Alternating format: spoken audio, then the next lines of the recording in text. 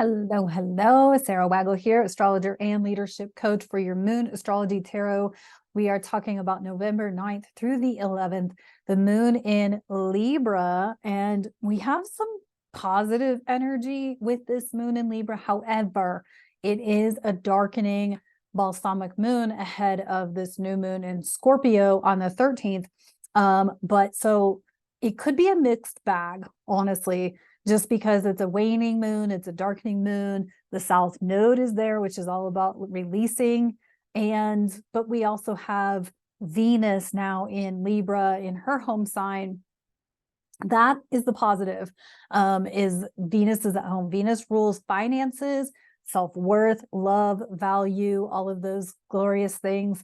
And Libra is about relationships and partnerships and balance. And so really we could be feeling a mixed bag of everything, especially with all the other transits and world events that are going on. And it's ahead of a big Scorpio new moon. I do have the sun and rising signs. The link will be in the description box below. You can check that out. But in the tarot, we have the King of Starships in reverse. This is traditionally the King of Cups in reverse.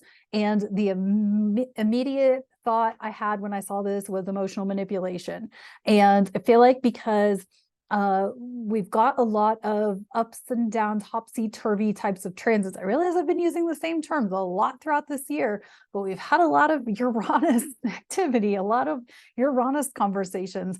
But anyway, my point is that I feel like with this, it could be, I feel like a lot of people may be experiencing, it looks good on paper, or the packaging is pretty, or like the person seems cool and real in the beginning.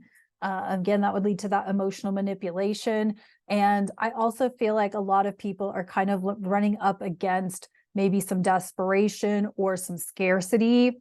And that may be what is coming through with this King of Starships in reverse and the emotional manipulation. So ensure that you are thoroughly examining a situation, a relationship, before you get involved in that relationship.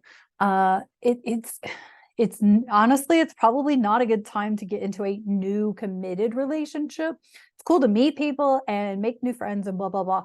But I remember something's coming through from something that I had heard from a TikTok, Instagram reel that I had heard about intimate relationships, or relationships that are blossoming into an intimate partnership, in that give it 90 days of no physical affection, no physical attention, because if someone is not willing to stick around for 90 days, then you know that person wants to move too fast, is probably a manipulator. However, if that person does want to stick around for the 90 days, they are probably way more into you than not. And so that's something that's just stuck with me, and I thought it was worth mentioning in this particular video.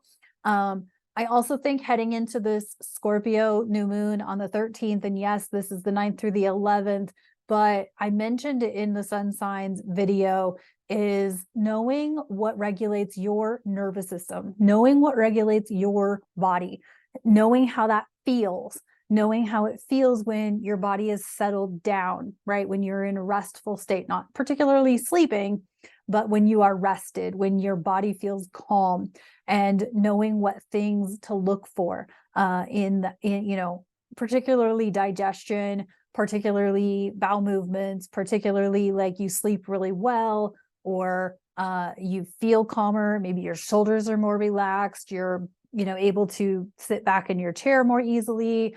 Are you holding tension in your low back? Those sorts of things. It just feels like that's something important to mention as we head towards this new moon. And because, everything is kind of all over the place globally, and probably in our personal lives as well. And it's important to know when something doesn't work out the way we want it to, that the universe knows something we don't, number one. And number two, it's important to know signs and symptoms from our own physical body that's trying to tell us that something is out of sorts, that something's not working in our favor. Of course, we have all kinds of experiences, right? I've definitely had my share of experiences that taught me a lot, challenged me a lot, and had, you know, hindsight, I probably wouldn't have done it that way. But you always have to think about the fact that even if it turns out to be a not so pleasant experience, it was an experience. What did you learn? What do you know to look for next time? But then you have to actually look for the thing the next time, right?